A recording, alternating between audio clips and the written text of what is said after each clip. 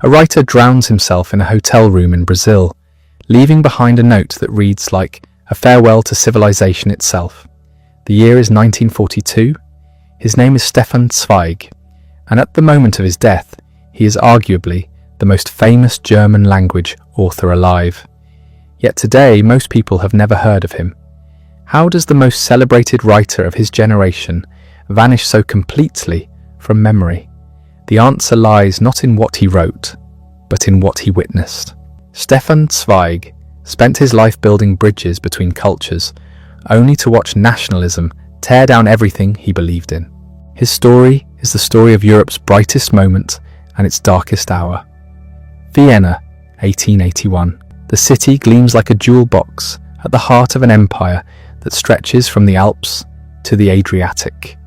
The Austro-Hungarian Empire is a patchwork of nations, languages, religions, somehow held together by the glue of Habsburg bureaucracy and coffeehouse culture. Into this world, on November 28th, Stefan Zweig is born. His family is Jewish, but not religious, wealthy, but not aristocratic. They represent a particular class that flourished in Vienna at the turn of the century. The assimilated bourgeoisie, people who considered themselves Austrian first, Viennese second, and Jewish a distant third. His father, Moritz Zweig, made a fortune in the textile industry, not through inheritance or nobility, but through work. His mother, Ida, came from an even wealthier banking family in Italy. The apartment where Stefan grows up sits on Schottenring, one of the grand boulevards that circle Vienna's inner city. High ceilings, oil paintings, servants moving silently through carpeted rooms. It's comfortable, but there's something sterile about it.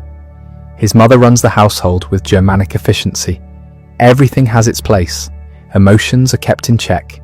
The family attends temple on high holidays, more out of social obligation than belief.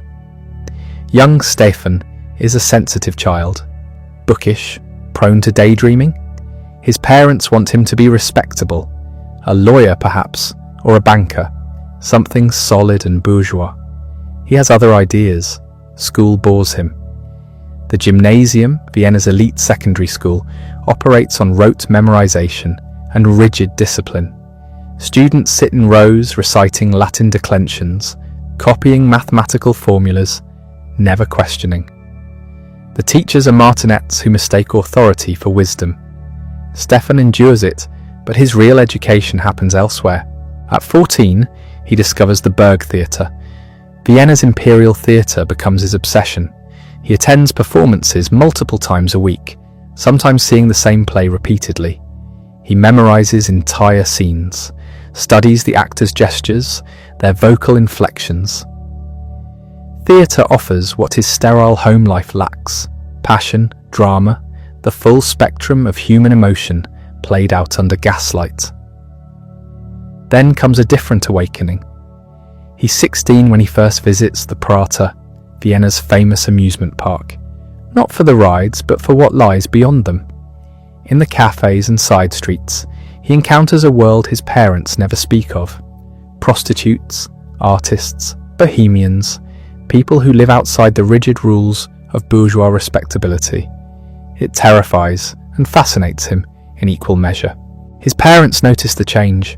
The boy who once came straight home from school now disappears for hours. They find poetry hidden in his room, verses about longing, about beauty, about death. It's embarrassing. What will people think? But here's what they don't understand.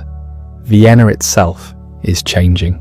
The city in the 1890s is undergoing a cultural explosion that will reshape Western civilization. Sigmund Freud is developing psychoanalysis just a few streets away. Gustav Klimt is revolutionizing painting. Arnold Schoenberg is demolishing musical convention. Arthur Schnitzler is writing plays that expose the sexual hypocrisy of Viennese society. Stefan wants desperately to be part of this world. At 18, he enrolls at the University of Vienna to study philosophy and literature. His parents are relieved. It's respectable enough, and surely this literary phase will pass. It doesn't pass. By his second year, Stefan is publishing poems in the Neue Freie Presse, Vienna's most prestigious newspaper. They're not great poems, derivative of the French symbolists he admires, but they're competent. More importantly, they get him noticed. He starts attending literary salons. These gatherings, held in the apartments of wealthy patrons, are where Vienna's intellectual elite congregate. Writers, journalists, artists, composers, all crammed into smoke-filled rooms, arguing about aesthetics and politics until dawn. Stefan, youngest in the room, mostly listens. He's absorbing everything. One evening, he meets Hugo von Hofmannsthal. Hofmannsthal is only 6 years older than Stefan, but he's already famous, a poetic prodigy who published his first masterpiece at 16. He's everything Stefan wants to be: elegant, sophisticated, connected to Europe's literary networks. They become friends, and Hofmannsthal opens doors. Through these connections, Stefan begins corresponding with writers across Europe. Not just German writers, but French, Italian, Belgian, Russian. He teaches himself languages with obsessive dedication. By his mid-20s, he's fluent in French, English, and Italian, with reading knowledge of Spanish and Portuguese. Why this hunger for languages, for connection? Stefan is developing a philosophy that will define his entire life. He believes that art transcends national boundaries, that culture is what unites humanity, that writers and artists form a kind of invisible republic that matters more than the artificial divisions of nation-states. In 1902, he takes his first major trip abroad, not to Germany or France, but to Belgium, to meet Emile Verhaeren, a poet he admires. Verhaeren is older, established, living in a farmhouse outside Brussels with his wife. He welcomes the young Viennese writer warmly.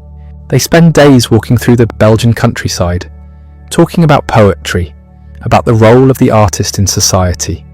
Verhaeren introduces Stefan to other Belgian writers, to French writers visiting Brussels. Stefan is building his network, his republic of letters. When he returns to Vienna, something has shifted. The city suddenly feels provincial, suffocating.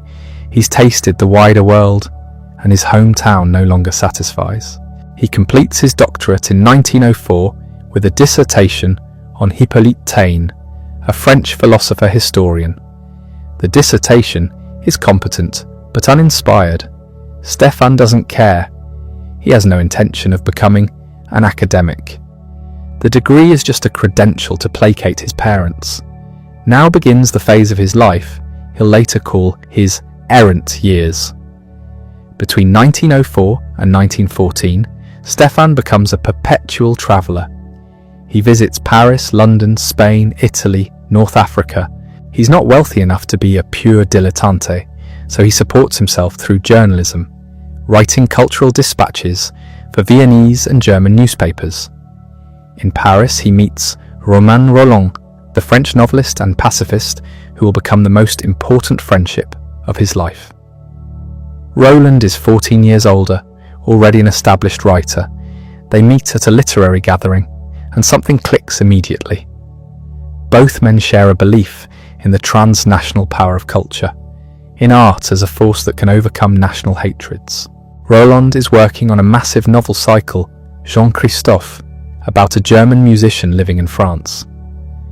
The entire project is built on the idea that French and German cultures, despite political tensions, are fundamentally complementary. Stefan is electrified by this vision. They begin corresponding regularly. Long letters, sometimes 20 pages, dissecting books, discussing politics, analysing the cultural currents of Europe. For Stefan, Roland becomes a kind of spiritual mentor, the older brother he never had. But there's a tension growing beneath the glittering surface of Belle Epoque Europe. Germany is rising, challenging British naval supremacy. The Balkans are a powder keg of nationalist movements. The Ottoman Empire is collapsing. France wants revenge for its humiliation in 1871. Everyone can feel something building, but most people push it out of their minds. Stefan certainly does. He's too busy with his own projects. In 1911, he publishes his first significant success, a play called Tercites. It's performed at the Berg Theatre, the same venue where he sat as a starstruck teenager. Critics are respectful, if not ecstatic. More importantly, it establishes him as a serious writer, not just a journalist and translator. He's also becoming known for his translations. He translates Baudelaire, Verlaine, Verhaeren into German. His translations are more than technically competent. They're works of art in themselves, capturing not just the meaning, but the music of the original poetry. German readers encounter French poetry through Stefan's sensibility, and he becomes a crucial bridge between the two cultures. By 1913, Stefan has achieved what he set out to do. He's financially independent through his writing. He's connected to the major literary figures across Europe. He has a reputation as a cosmopolitan intellectual, a citizen of Europe, rather than just Vienna. His parents, who once worried about his bohemian tendencies, now brag about their son, the writer. He moves out of his parents' apartment and into his own place in Vienna, not too far away, still respectable, but his own. He fills it with books, manuscripts, artworks. He's building the world he wants to live in. The summer of 1914 arrives bright and warm. Stefan is planning another trip, this time to Russia. He wants to meet Maxim Gorky to see the literary scene in St. Petersburg. The trip is scheduled for August. On June 28th, Archduke Franz Ferdinand, heir to the Austro-Hungarian throne, is assassinated in Sarajevo by a Serbian nationalist. It's shocking, but assassinations happen. Surely the diplomats will sort it out. They don't sort it out. Austria-Hungary issues an ultimatum to Serbia. Russia mobilizes in support of Serbia. Germany mobilizes in support of Austria-Hungary. France mobilizes because it's allied with Russia. Britain mobilizes because Germany is invading Belgium. In the span of 1 week in early August, the entire structure of European civilization collapses into war. Stefan watches in horror as the nightmare unfolds. The same intellectuals who gathered in salons to discuss art and beauty are now writing patriotic editorials calling for the destruction of enemy cultures.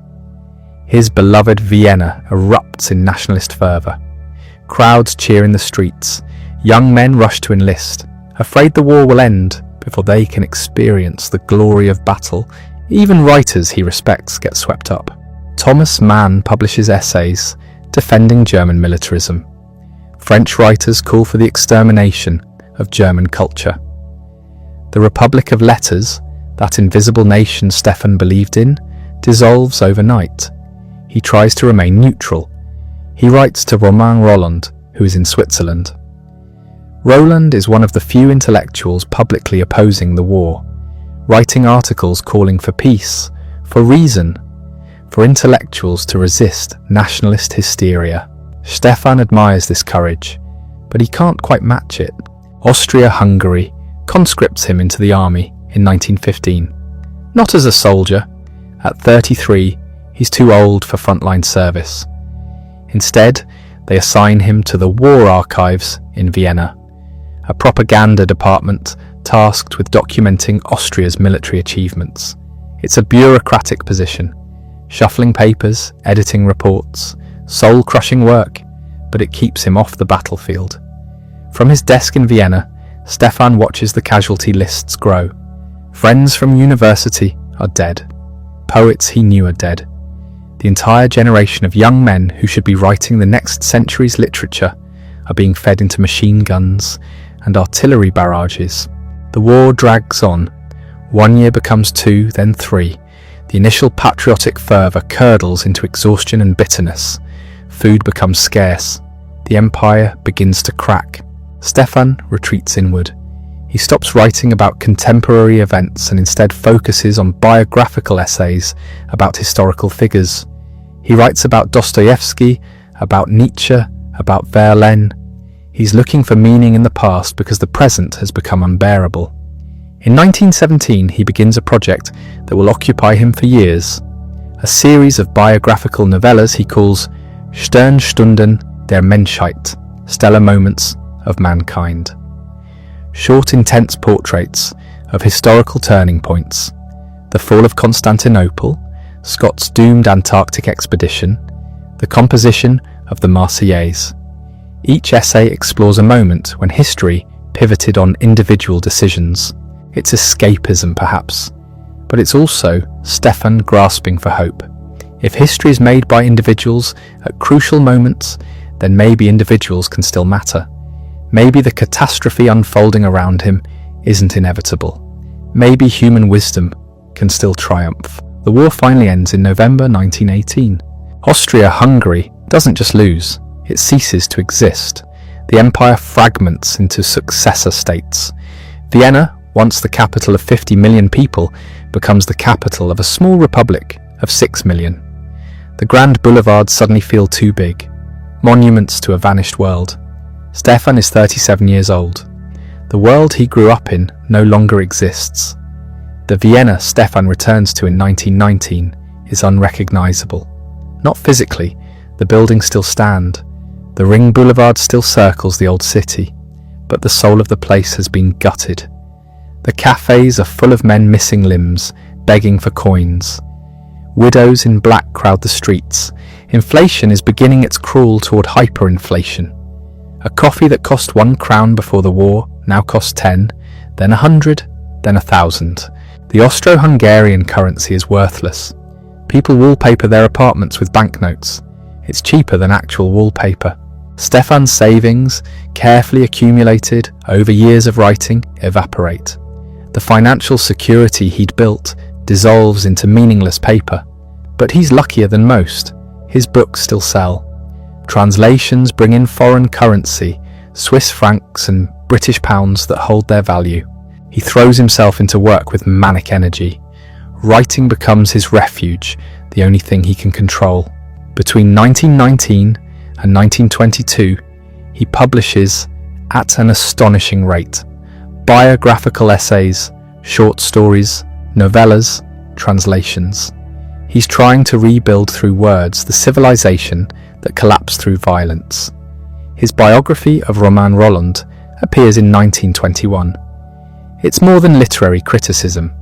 It's Stefan's manifesto for the post-war world.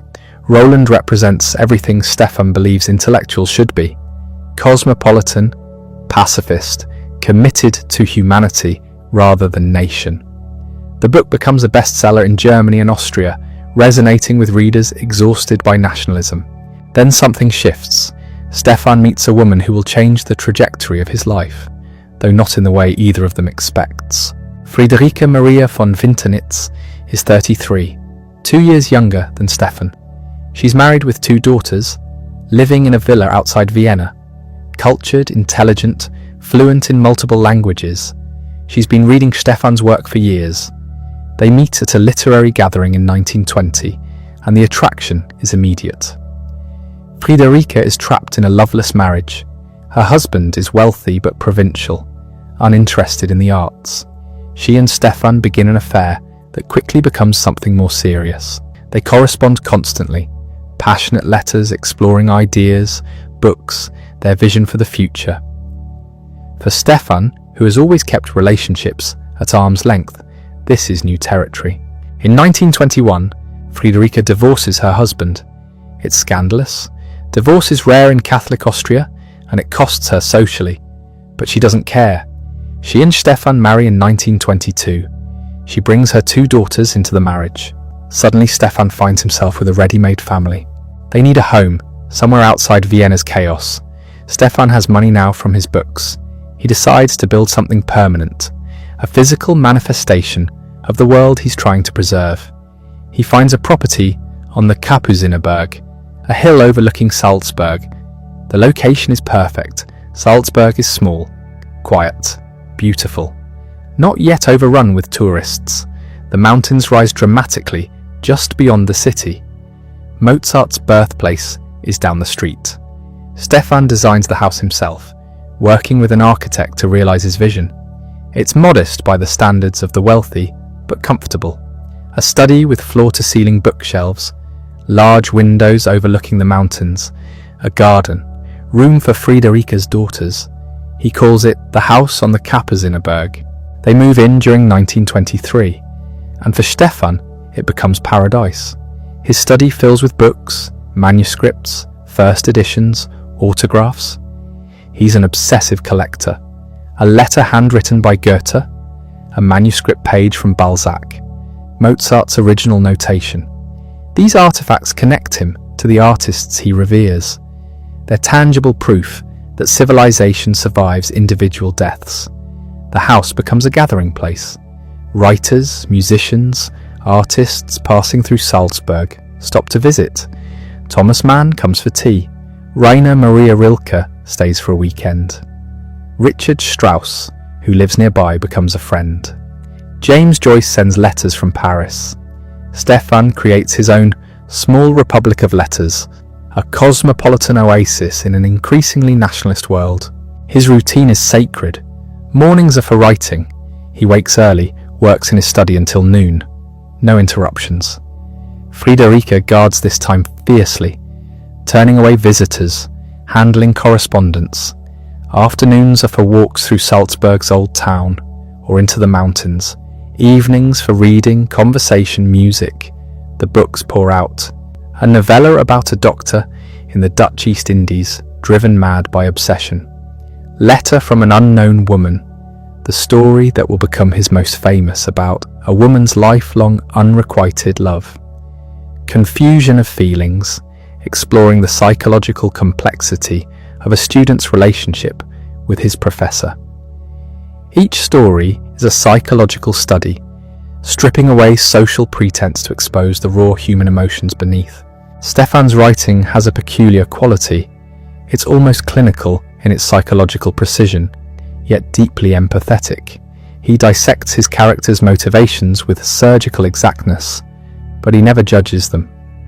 Even when they make terrible choices, destroy themselves or others, Stefan presents their actions as comprehensible, even inevitable, given their circumstances. Critics notice his books sell in enormous numbers, translated into dozens of languages. By the mid-1920s, Stefan Zweig is one of the most popular writers in Europe. More people read his work than Virginia Woolf's, than James Joyce's. He's not writing for intellectuals alone. He's writing for the educated middle class, the people who buy books at train stations, who discuss literature over dinner. This popularity makes some literary critics suspicious. Can anything so widely read be truly great? Stefan is dismissed by some as a middlebrow writer, too accessible to be serious. He doesn't care. He's not writing for posterity. He's writing for people living now, trying to understand their own lives. The money flows in. Royalties from Germany alone make him wealthy. He invests carefully, diversifying across currencies and countries. He remembers the hyperinflation, the lesson that money in one place can vanish overnight. Swiss banks, British bonds, American stocks. He's building security across borders, but there's an emptiness at the center of the success. The marriage to Friederike, passionate at first, begins to cool. They're fundamentally mismatched. Friederike is practical, organized, social. She loves hosting guests, managing the household, arranging Stefan's professional life. She's an excellent secretary wife for a famous author. Stefan increasingly finds this suffocating. He doesn't want to be managed. The social obligations, the constant stream of visitors, the expectation that he'll be charming and engaged, it exhausts him. He's fundamentally solitary. He needs silence, space, time alone with his thoughts. They don't fight. That would be too direct. Instead, Stefan withdraws. He travels more frequently, lecture tours that stretch for months. Paris, London, New York, Buenos Aires.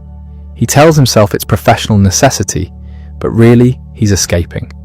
The house on the Kapuzinerberg, his paradise, has become a cage. During these travels, he collects more artifacts, more autographs. In Paris, he acquires a manuscript page from Beethoven's Appassionata Sonata. In London, a letter from Blake. Each purchase is an attempt to grasp something permanent, something that transcends the messy impermanence of his personal life. He meets Arturo Toscanini, the conductor, in New York. They become friends, bonding over music and their shared cosmopolitanism. Toscanini is Italian, but refuses to perform fascist anthems, even as Mussolini's power grows. Stefan admires this courage, though he can't quite emulate it. Back in Salzburg, Friederike grows resentful. She's given up her independence for this marriage, raised her daughters in Stefan's household, managed his career, and he's barely there, always travelling, always distant, even when physically present. She begins to suspect there are other women during his travels. She's probably right. The 1920s are supposed to be a recovery, a return to normalcy after the war. The League of Nations is founded. The Locarno Treaties promise peace. The global economy grows, art flourishes. Berlin becomes a centre of avant-garde culture. Paris hosts the lost generation of American writers. Vienna, despite its reduced circumstances, still has its opera, its cafes, its intellectual life. Stefan participates in all of it. He's invited everywhere, celebrated everywhere. In Germany, his books outsell almost everyone. In France, he's lionized as the voice of the new Austria. In America, he's the exotic European intellectual. He gives lectures to packed halls, signs books for hours, grants interviews to newspapers. But underneath the success, he senses the fragility. Europe hasn't actually recovered from the war. It's just pretending. The hatreds are still there, buried under a thin layer of normalcy. In Germany, the Weimar Republic is dysfunctional, lurching from crisis to crisis. In Italy, Mussolini has already seized power. In the Soviet Union, Stalin is consolidating control through purges and terror. Stefan watches all this with growing dread. He writes essays warning against nationalism, pleading for European unity, for rationalism over tribalism. But his voice is one among millions, and the millions are increasingly listening to the demagogues, not the humanists. In 1928, he publishes 3 masters, biographical essays on Balzac, Dickens and Dostoevsky. The book is a meditation on the 19th century, that golden age when great novelists shaped consciousness across national boundaries. He's implicitly asking, where are the equivalents today? Who is writing with that moral authority, that civilizational confidence? He can't answer his own question. Modernism has fractured literature. Joyce is writing incomprehensible experiments. Kafka's nightmares are brilliant but dark. Thomas Mann is growing more pessimistic with each book. The great synthesizing voices are gone, replaced by fragmentation and uncertainty. Stefan's own work reflects this. His stories get darker. 24 Hours in the Life of a Woman explores gambling addiction and self-destruction. The Invisible Collection describes a blind man whose family has secretly sold his art collection, leaving him clutching worthless reproductions. The endings are rarely happy, yet he keeps writing, keeps travelling, keeps collecting his manuscripts and autographs. It's compulsive now. In his study, the shelves overflow with artifacts. He knows where each item came from, can tell you the story behind every acquisition. This manuscript page was purchased from a dealer in Prague. That letter was a gift from a collector in Brussels. Friederike watches him arrange and rearrange his collection, and she understands. He's building an ark, not for survival, but for memory. If civilization collapses again, these fragments will remain, proof that beauty existed, that humans created something beyond violence and stupidity. The marriage continues, loveless but functional. They're partners in managing Stefan Zweig's career, his reputation, his legacy.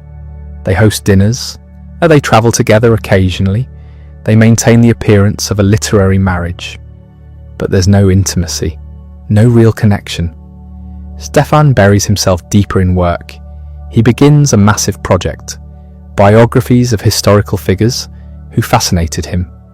Mary, Queen of Scots, Marie Antoinette, Erasmus of Rotterdam. Each is a study in how individuals navigate historical catastrophe, how they maintain dignity or lose it, how they face death. The Marie Antoinette biography, published in 1932, becomes a huge bestseller. Stefan portrays her not as the frivolous queen of legend, but as a human being destroyed by forces beyond her comprehension. She never understood the revolution until it was too late. She kept believing that reason would prevail, that her rank would protect her, that the old order would reassert itself. Readers recognize the parallel. Europe in the 1930s is Marie Antoinette in 1792, sleepwalking toward catastrophe, refusing to see what's coming. And what's coming is unmistakable now. In 1933, Adolf Hitler becomes Chancellor of Germany. Within months, the Weimar Republic is dismantled. Books burn in Berlin's streets. Jewish authors are banned. The Gestapo begins operating. Concentration camps open for political prisoners. Stefan is Jewish, not religious, barely cultural. His family converted to Protestantism generations ago. He's never set foot in a synagogue, but none of that matters anymore. In the new racial laws, he's Jewish. His books, bestsellers across Germany for 2 decades, are pulled from stores. The catastrophe he's been dreading, writing about, warning against, has arrived. Austria feels safe at first. The Nazis haven't crossed the border. Salzburg remains peaceful, almost defiant in its calm. Stefan continues working, continues believing this madness will pass. He's seen crises before. Europe always pulls back from the brink. Reason eventually prevails, but something shifts in him after 1933. The optimism that characterized his earlier work drains away. He starts a new project, a biography of Erasmus, the Renaissance humanist who tried to moderate between Catholics and Protestants during the Reformation. Erasmus failed. The moderates always fail when fanatics control the streets. Stefan identifies completely with his subject. Both are cosmopolitan intellectuals. Both believe in dialogue over violence. Both watch helplessly as civilization tears itself apart. The book becomes Stefan's most personal work, though it's disguised as historical scholarship. He writes about Erasmus fleeing from city to city as the Reformation turns violent, about watching his books burned by both sides, about dying in exile, his dream of European unity shattered. The parallel is obvious to anyone paying attention. Stefan Zweig is writing his own future. Friends urge him to leave Austria. Get out while you can. Go to England, to America, anywhere but Central Europe. He refuses. This is his home. His books line these shelves. His manuscripts fill these cabinets. How do you pack a life? Besides, he's famous, internationally celebrated. Surely that counts for something. Surely the Nazis wouldn't dare touch Austria's most distinguished author. This is magical thinking, and part of him knows it. But admitting the truth means abandoning everything. So he works. He keeps his head down. He tells himself it will pass. In 1934, Austrian Nazis attempt a coup. They murder Chancellor Dollfuss in his office. The putsch fails, but the message is clear. Austria's independence hangs by a thread. The country is surrounded by hostile forces. Germany to the north, fascist Italy to the south. No allies, no protection. Stefan travels more frequently now, always with the excuse of research or lectures. Paris, London, New York. Each trip lasts a bit longer. Each return to Salzburg feels more temporary. He's testing exile, trying it on, like an uncomfortable coat. In London, he reconnects with the European refugee community forming there. Thomas Mann is already gone from Germany. Bertolt Brecht has fled. The list grows monthly. Publishers, writers, musicians, artists, the entire intellectual class of German-speaking Europe is scattering. They meet in cafes and boarding houses, speaking German in hushed voices, sharing news from home. Who's been arrested? Whose books are banned? Which theatres are closed? It's a litany of loss, and Stefan listens with growing dread. He meets a young woman named Lotte Altmann at one of these gatherings. She's his secretary's niece. 27 years old, dark-haired, quiet. She fled Germany in 1933 when it became clear what was coming. No hesitation, no looking back. She just left. Stefan is fascinated by this decisiveness. He spent 3 years deliberating, weighing options, hoping for reprieve. She simply acted. They begin talking, then corresponding. She types some of his manuscripts. The relationship remains proper, professional, but something is stirring. Back in Salzburg, Friederike notices the change. Stefan is distant, distracted. The marriage has been dead for years, but now he's not even pretending. They discuss divorce, civilized, rational. They'll remain friends, she'll keep the house. He'll provide support. It's all very European, very mature, except it's also an evacuation plan. Cutting ties, reducing obligations, preparing for flight. In 1936, Stefan travels to South America on a lecture tour. Brazil, Argentina, Uruguay. He's astonished by the reception. Thousands attend his talks. His books are bestsellers there too. People treat him like royalty, this Austrian Jew who writes novellas about chess and invisible collections. Brazil especially captivates him. The warmth, the optimism, the sense of possibility. It's everything Europe no longer is. He meets the president. He's feted at banquets. He wanders Rio's streets anonymed and free in a way impossible back home. For a moment he considers staying, just not returning, starting over in this new world where his Jewishness doesn't matter, where people read his books without asking about his bloodline. But his manuscripts are in Salzburg, his collection, his entire archive. He can't abandon it. So he returns, even as the walls close in. In 1937, Austria's situation deteriorates further. The government lurches toward authoritarianism, trying to stave off Nazi annexation by becoming Nazi-like itself. Jewish professionals face increasing restrictions. The universities purge Jewish faculty. Newspapers run anti-Semitic cartoons. Stefan finally accepts reality. He begins shipping his manuscripts to London, crate after crate, carefully packed. His Balzac manuscripts, his Beethoven letters, the collection he spent decades assembling, now scattered to safety. It's like watching himself dismembered. Each crate that leaves is part of his identity, boxed up and sent away. But there's no choice. If the Nazis come, they'll destroy it all. Better to save what can be saved. In February 1938, Hitler summons Austrian Chancellor Schuschnigg to Berchtesgaden and delivers an ultimatum. Merge Austria into Germany or face invasion. Schuschnigg tries to resist. He calls a referendum asking Austrians to vote on independence. Hitler doesn't wait for the vote. On March 12th, German troops cross the border. The Anschluss. Austria ceases to exist as an independent nation. It's now Ostmark, the eastern province of Greater Germany. Stefan is in London when it happens. He watches newsreels of Hitler's motorcade entering Vienna. The crowds cheering, arms raised in salute. Austrians welcoming their conquerors with flowers and Nazi flags. He can't return now, ever.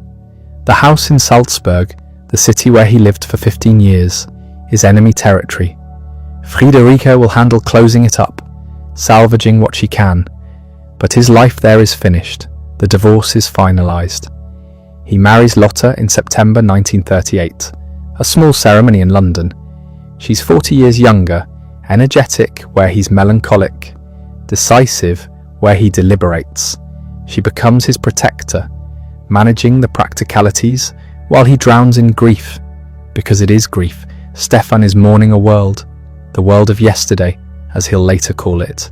The Europe of cafes and concert halls, of crossing borders without passports, of universal culture transcending nationalism.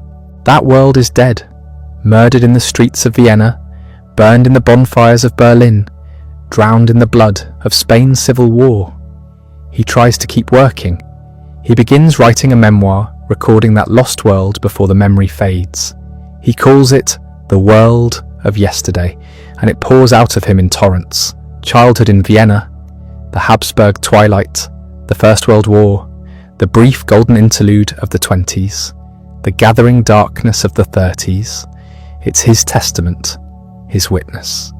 Future generations need to know what existed, what was lost, how a civilization that produced Beethoven and Goethe could descend into barbarism. But even as he writes, events accelerate beyond comprehension. In November 1938, Kristallnacht, Jewish businesses destroyed across Germany and Austria, synagogues burning, thousands arrested. It's no longer oppression, it's open warfare against civilians. Stephen's remaining friends flee. His publishers are shuttered or Aryanized, their Jewish owners forced out. His books are banned throughout German-controlled territory. Decades of work, hundreds of thousands of copies simply erased. He's stateless now too. His Austrian passport is worthless. He applies for British citizenship, but the process drags on. Bureaucracy, forms, interviews. Everything requires documentation, proof of this and that. Meanwhile, he exists in limbo, a refugee dependent on visas and temporary permits. London feels less safe as war approaches. Chamberlain's appeasement buys time, but everyone knows it's temporary. Hitler wants Poland next, then France, then Britain itself. There's no stopping it now. Stefan and Lotta discuss options. America? Too brash, too commercial. Switzerland? Too close to Germany? Sweden? Too cold?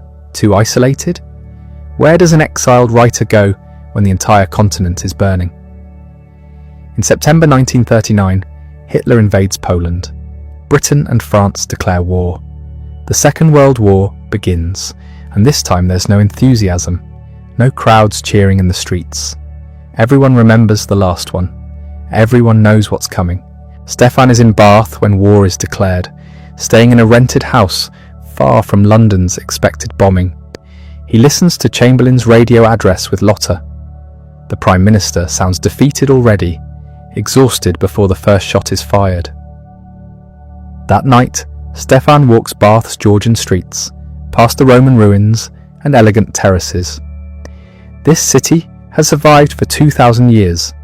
Celts, Romans, Saxons, Normans, each civilization rises and falls, but the stones remain.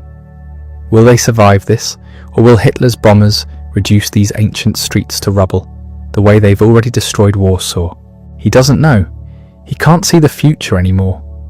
The gift that made him successful, the ability to sense coming trends, has deserted him. Or perhaps the future is simply too dark to contemplate. Britain at war is not Britain at peace. Refugees face suspicion now. German speakers, even anti-Nazi ones, are potential fifth columnists. Internment camps open for enemy aliens. The government rounds up Germans and Austrians, regardless of their political beliefs. Stefan is too famous to intern, but the atmosphere chills. People cross the street to avoid him. Letters arrive calling him a German spy. His phone is likely tapped. Police check his papers regularly. Lotta handles it better. She's younger, more resilient. She makes friends, finds work, adapts. Stefan retreats into his manuscripts, working on the memoir, revising old stories, translating. Anything to avoid the present. He begins a novella called The Royal Game. It's about a chess master who learned the game in Gestapo custody, playing against himself to maintain sanity during solitary confinement. The character emerges from imprisonment, brilliant but damaged, able to defeat any opponent except himself. It's Stefan's most overtly political work, a direct condemnation of Nazi methods. The torture isn't physical, but psychological, the destruction of the self through isolation and mind games. Writing it exhausts him. Every sentence feels like confession. He knows what isolation does. He's living it now, cut off from his language, his culture, his entire world. In 1940, Germany invades France. The Blitzkrieg succeeds beyond anyone's nightmares. 6 weeks and France collapses. The government flees, the Nazis occupy Paris. Hitler tours the conquered capital, posing for photographs at the Eiffel Tower. Stefan receives news that his publisher in Paris, his friend of 30 years, committed suicide rather than face occupation. Another name added to the list, another thread severed. Britain stands alone now. Invasion seems imminent. The Battle of Britain begins, German bombers darkening the skies over London, the Blitz, nightly raids, thousands dead, the city burning. Stefan and Lotta are far from London, but they hear the news. See the photographs. The world is ending piece by piece, and there's nothing anyone can do to stop it. He receives an invitation from PEN, the International Writers' Organization. They're arranging passage to America for endangered European authors. Would Stefan like to go? They can secure visas, book passage, provide support. He hesitates. America feels like surrender, final exile. But what's the alternative? Wait in England for the invasion? Watch another country fall? Lotta makes the decision. They're going. She books tickets on a ship leaving in July 1940. New York, then wherever seems safe.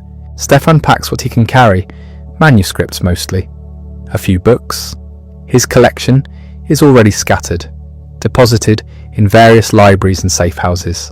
He'll never see most of it again. On the ship, crossing the Atlantic through submarine-infested waters, he stands at the rail watching Britain disappear. The white cliffs of Dover fading into mist, Europe vanishing behind him. He's 60 years old, internationally famous but utterly powerless, a refugee fleeing his third country in as many years. The ship docks in New York Harbor, the Statue of Liberty, Ellis Island, the Manhattan skyline, new world, fresh start, everything the brochures promise. But Stefan Zweig doesn't believe in fresh starts anymore. New York overwhelms him immediately. The noise, the speed, the relentless optimism. Everyone moving fast, talking loud, building upward. Skyscrapers climbing toward clouds. Traffic honking, newsboys shouting, energy crackling through every street corner.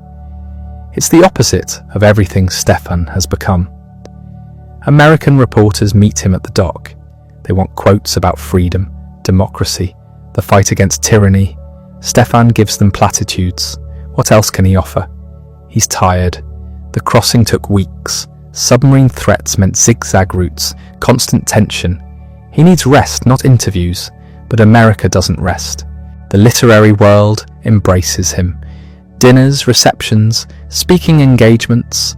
Publishers want new books. Universities offer positions. Everyone wants a piece of the famous European exile. The tragedy makes him marketable. Refugees are fashionable now, proof of America's generosity. Stefan smiles through it, shakes hands, signs contracts. Inside he's screaming. Lotta tries to build a life. She finds an apartment, makes connections, learns the subway system. She's good at this, at adapting. Stefan watches her navigate this new world with something like envy. He can't do it. Every conversation feels false. Every smile requires effort he doesn't have. The world of yesterday sits in manuscript form. His publisher wants revisions. Make it more hopeful, they suggest. Americans don't want pessimism. Give them resilience, rebirth, the phoenix rising. Stefan refuses. The book isn't about hope. It's a eulogy. You don't revise eulogies to make mourners feel better. Letters arrive from Europe, fewer now.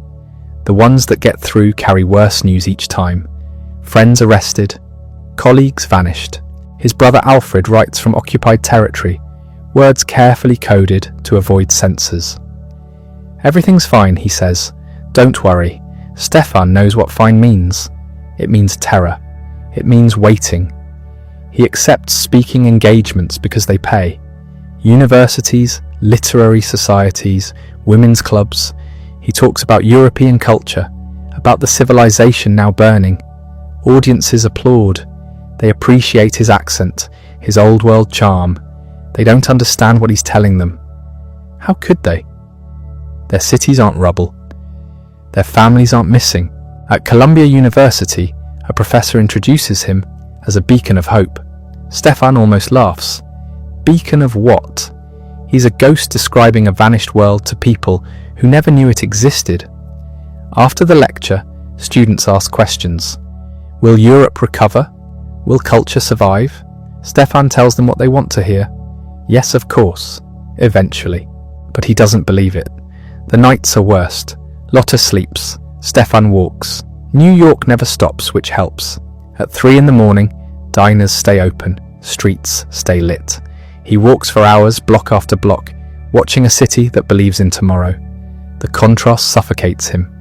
He starts the chess novella again. The royal game. Writing it in England felt impossible. Writing it here feels necessary. The story of a man destroyed by isolation, by being cut off from everything that made him human. Stefan knows this man. He is this man. The chess master in the story, Dr. B, was imprisoned by the Gestapo. Months in solitary confinement. No charges, no trial, just psychological torture through absolute emptiness. To survive, he stole a chess manual, memorized it, began playing games in his mind, hundreds of games, thousands, playing both sides against himself until he couldn't tell which side was which. By the time they released him, he'd gone mad. Brilliant but shattered. Stefan writes it quickly, weeks not months. The words pour out because they're not fiction. Every description of isolation, every detail of psychological collapse comes from lived experience. Not Gestapo cells, but the prison of exile. The torture of being cut off from your language, your culture, your entire identity. Publishers love it. Finally, they say, contemporary Zweig. Political, relevant, anti-Nazi. They don't see what Stefan sees. It's not anti-Nazi. It's anti-everything. It's about what the world does to people. Any world. Every world. Meanwhile, Europe continues burning. Germany invades Russia in June 1941. The Wehrmacht drives east, swallowing territory, killing millions. The scale becomes incomprehensible. Stefan reads casualty numbers that mean nothing, because numbers that large don't mean anything. 1,000 deaths is tragedy. 1 million is statistics. Stalin supposedly said that. Stefan doesn't know if it's true, but it feels true. America inches toward war. Pearl Harbor happens December 1941. Suddenly America's in it. The arsenal of democracy, Roosevelt called it. Factories retool. Young men enlist. The whole country mobilizes. Energy Stefan saw in New York spreads everywhere. Purpose, direction, certainty. Stefan feels none of it. He's 60 now. Too old for purpose. America's war is justified. Probably necessary, but it's still war. Still death and destruction, and civilization eating itself. Different uniforms don't change that. Lotta suggests leaving New York. Too crowded, too fast. They need somewhere quiet. A friend mentions Brazil. No war in South America. Distance from everything. Peaceful. Stefan agrees immediately.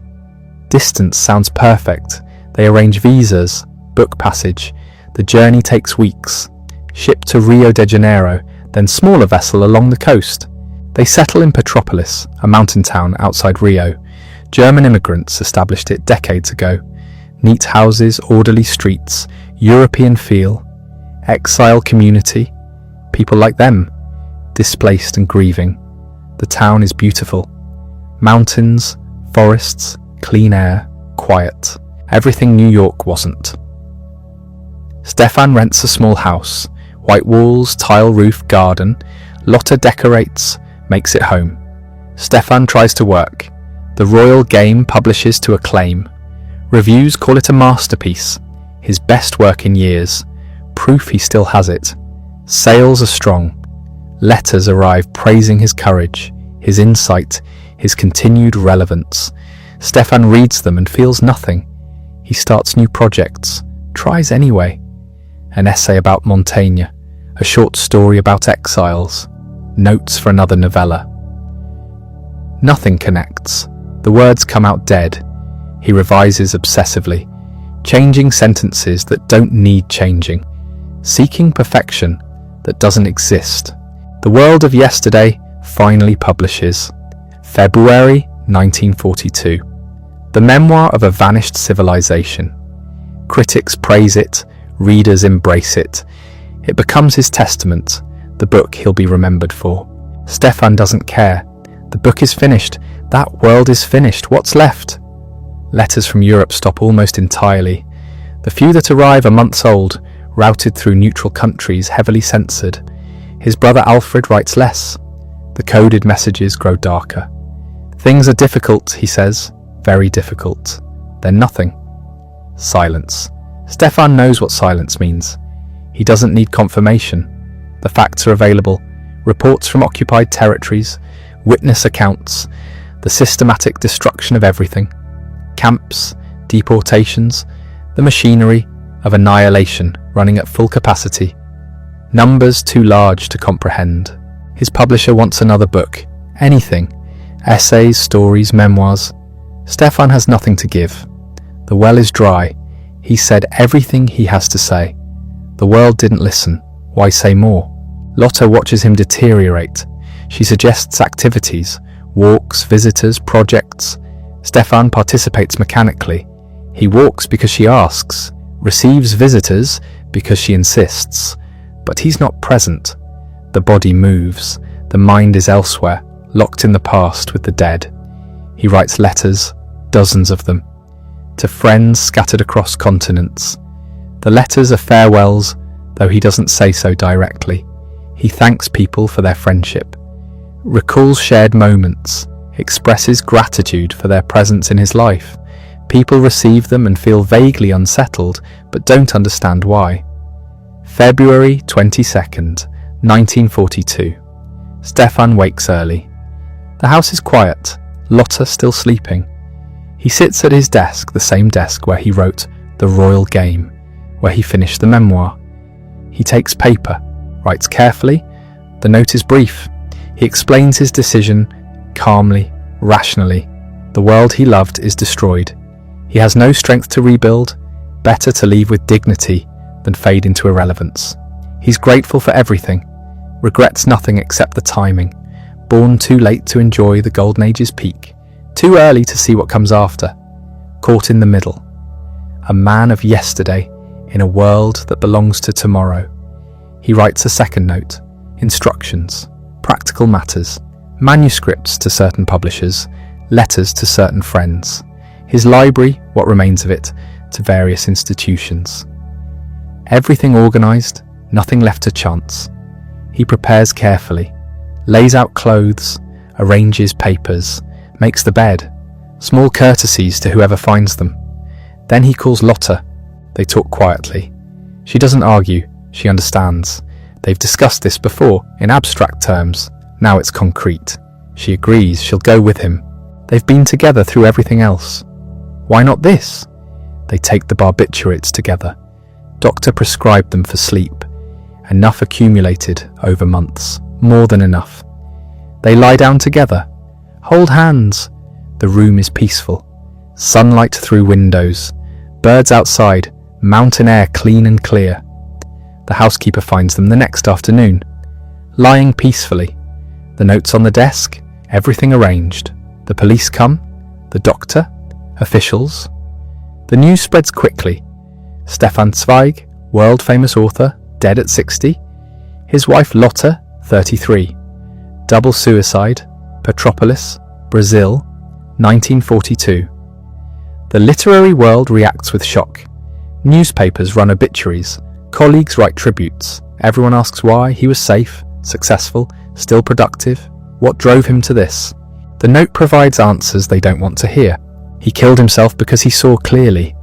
The world of humanism, culture, civilization, everything he believed in was dead. Murdered systematically by forces that won't stop until they've destroyed everything. He chose to leave rather than watch the destruction continue. Some call it cowardice, running away, giving up. Others call it dignity. Choosing your moment, refusing to be a refugee forever, living on borrowed time in borrowed countries. The debate misses the point. Stefan Zweig didn't kill himself because he was weak. He killed himself because he was clear-sighted. He saw what was coming and refused to participate. Brazil gives him a state funeral. Thousands attend.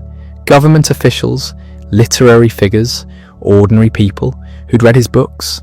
They bury him in Petropolis, the mountain town where he died. Lota beside him. Together, in death as in life, the eulogies praise his work, his humanism, his dedication to culture. They don't mention that culture failed, that humanism couldn't stop the camps, that everything he believed in proved powerless against organized brutality. Stefan knew this. That's why he left. The Royal Game becomes his final published work, the story of a man destroyed by isolation, by being cut off from everything human. Critics call it prophetic, a warning about totalitarianism. They're not wrong, but they're not right either. It's not about totalitarianism. It's about what the world does to sensitive souls. Any world. This world. His papers scatter. Some go to universities, some to archives, some disappear. The collection he spent decades building, the library of rare books and manuscripts, sells at auction. Pieces going to different collectors, different countries. The unified whole fractured, like Europe itself. The world of yesterday remains his testament. The book everyone reads to understand what was lost. It describes a civilization that believed in progress, reason, culture. A world where borders meant nothing and ideas flowed freely. Where Vienna was the cultural capital and artists were citizens of the world. All gone, destroyed in 30 years of war and madness. People still debate whether Stefan gave up too soon. The war ended, Europe recovered, sort of. Culture survived, adapted. Maybe if he'd waited, he'd have seen renewal. But Stefan didn't believe in renewal. He believed the break was permanent. The world of yesterday was gone forever. And he was right. The world he predicted did arrive, though not in forms he could have imagined. The camps he feared became death factories. Industrial murder on a scale that made previous atrocities look primitive. 6 million Jews dead. Millions more. Gypsies, homosexuals, political prisoners, anyone the system deemed unworthy. The culture Stefan loved, German and Austrian high culture, produced the bureaucrats who organized the killing. Beethoven lovers ran concentration camps.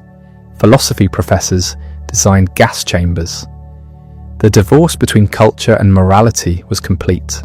His books disappeared from German libraries, burned in bonfires along with thousands of others. The regime he fled lasted 12 years, long enough to destroy a civilization. When it ended, the world that emerged was unrecognizable. Europe divided, cities in ruins, millions displaced. The cosmopolitan culture Stefan embodied was gone, replaced by nationalism, suspicion, borders. Vienna never recovered its position. Paris survived but changed. London endured but lost its empire. The cultural capitals he'd known became museum pieces, preserving memories of what they'd been. American culture dominated now. Hollywood, not Vienna. New York, not Paris. The shift was permanent. His reputation survived. The world of yesterday became required reading. Students studying the interwar period read it to understand what was lost. It painted a picture of a vanished world where intellectuals moved freely, where culture transcended politics, where civilization seemed permanent. The portrait was romanticized, certainly. Stefan glossed over the inequalities, the poverty, the underlying tensions that made the catastrophe possible.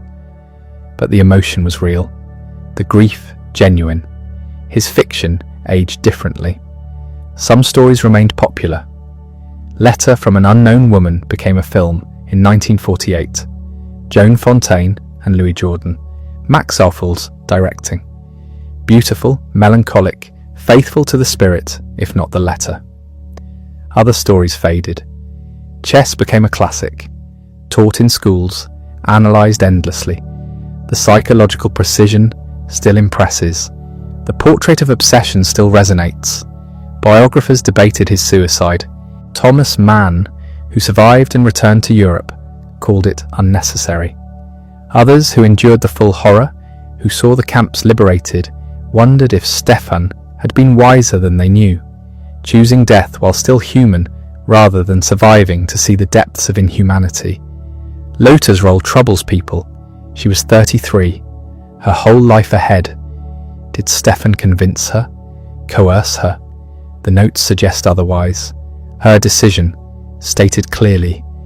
But the age difference, the dependency, the circumstances. Questions remain. Some see tragedy, others see devotion. The truth probably contains both. Their graves in Petropolis attract visitors, literary pilgrims making the journey. The cemetery is quiet, well-maintained, mountain views, peaceful. The irony is obvious. He travelled the world seeking safety and died in a place he barely knew. But maybe that's fitting. The rootless cosmopolitan belonging nowhere, buried in Brazil.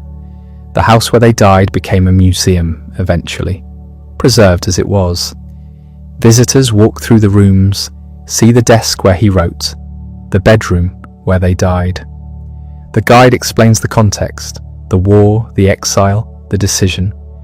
Most visitors leave quietly, thoughtfully. Some cry. His work on Balzac remained unfinished.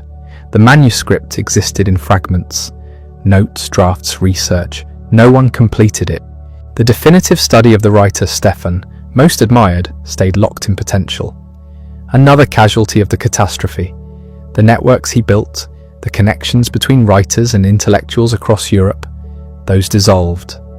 The war killed some, exile scattered others. The post-war world operated differently.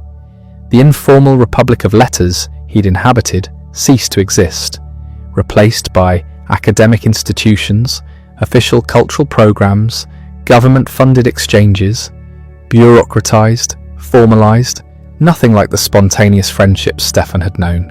Friederike survived the war in America. She never remarried, spent her remaining years preserving Stefan's legacy, working with publishers, granting interviews, defending his reputation. She died in 1971. The daughters she'd raised mostly avoided the spotlight. Their father's fame was burden enough. The irony of Stefan's pessimism is that culture did survive. Not his culture, not the cosmopolitan European humanism he embodied, but something survived.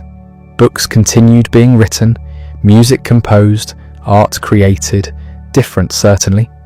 Marked by trauma, aware of darkness in ways the pre-war world hadn't been, but alive. Would Stefan have appreciated post-war culture? Hard to say. Kafka, whom he'd known and admired, became canonical. The absurdists he might have understood. Existentialism's confrontation with meaninglessness he'd have recognized. But the fragmentation, the deliberate ugliness, the rejection of beauty as a value, these would have troubled him. He believed art should elevate, should offer consolation, should connect us to something higher. Post-war art often aimed to disturb, to confront, to deny consolation. The shift reflected the world's education in horror. Beauty seemed obscene after Auschwitz. Harmony felt like a lie. The culture Stefan loved couldn't survive what it had witnessed. Yet his work endures precisely because it preserves that lost sensibility. Reading Stefan now is entering a time capsule. His prose style, elegant and flowing. His psychological insight, deep and compassionate. His belief in culture's value, unironic and complete. These feel foreign to contemporary readers, which makes them valuable. A reminder that other ways of being existed. The debate about his suicide continues. Every generation reassesses. Some see weakness, the prosperous author who couldn't handle discomfort. Others see clarity, the sensitive soul who recognized when the world no longer had space for people like him. Neither view captures everything. What's undeniable is the loss. Stefan at 60 could have written for another decade. More novels, more biographies, more cultural commentary. His perspective on the post-war world would have been fascinating. His horror at the revelations from the camps, his thoughts on Reconstruction, his view of the Cold War's new divisions, all lost. The counterfactual is painful. If he'd waited 3 more years, the war would have ended. He could have returned to Europe, witnessed the rebuilding, perhaps found renewed purpose, but this assumes facts, not in evidence. Stefan's despair wasn't just about the war, it was about the collapse of everything he believed in. The war's end didn't restore that world, it confirmed its destruction. His final act was control. One thing the refugee possesses. They can't control borders, visas, persecution, war, but they can control the manner and timing of their exit. Stefan chose his moment, on his terms, with dignity. That mattered to him. The ripple effect spread wider than expected. His suicide affected other exiles. Some found it demoralizing. If Stefan Zweig couldn't make it, what hope for the rest? Others found it clarifying, a line they wouldn't cross, determination to survive, to witness, to testify. The negative example pushing them forward. Thomas Mann's public criticism of the suicide was harsh but perhaps necessary. Mann needed to believe survival mattered. That witnessing the catastrophe and living to tell about it served a purpose. Stefan's surrender threatened that belief. So Mann condemned it, defended endurance, insisted on hope. Self-protection disguised as moral judgment. The younger generation of writers, those who came of age during or after the war, viewed Stefan differently. To them, he represented the failure of liberal humanism, the culture that couldn't stop fascism, the belief in reason and civilization that proved powerless against organized barbarism. His suicide confirmed what they already suspected. That worldview was dead. But this judgment is unfair. Stefan didn't claim culture could stop fascism. He claimed culture was valuable. That beauty mattered. That human connection transcended politics. The fact that these things couldn't prevent catastrophe doesn't make them worthless. It makes them more precious, fragile things worth protecting. His feminism, always present but never strident, deserves recognition. His female characters have interior lives, agency, complexity, unusual for the period. He wrote to women as fully human, not as objects or symbols. The unknown woman has more psychological depth than her beloved. The chess player's mother is more than background. This wasn't accidental. His treatment of Jewish identity was complicated. He didn't deny it, but didn't center it. Assimilated, secular, European first. The Nazis made this position untenable, forced him to confront what he'd minimized. The identity he'd treated as incidental became the reason for persecution. This tension never resolved. He died still believing in a universal humanity that the world had rejected. The question haunts, was Stefan right? Is the sensitive soul incompatible with the modern world? Must the artist be brutal to survive? Or was his despair a personal failing, not a universal truth? Evidence exists for both positions. Artists survived the camps, created work after. Primo Levi, Paul Celan, Tadeusz Borowski. They witnessed worse than Stefan imagined and still wrote, but they were marked, traumatized, carrying scars that never healed.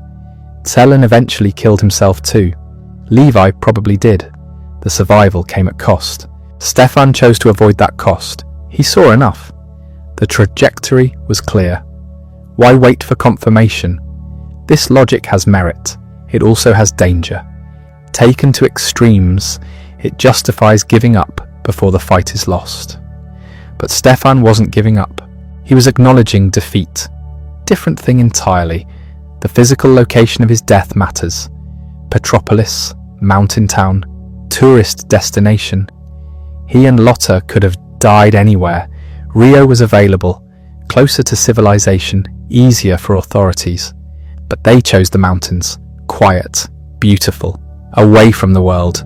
The setting reflects the decision. Withdrawal complete. Their last days followed routine.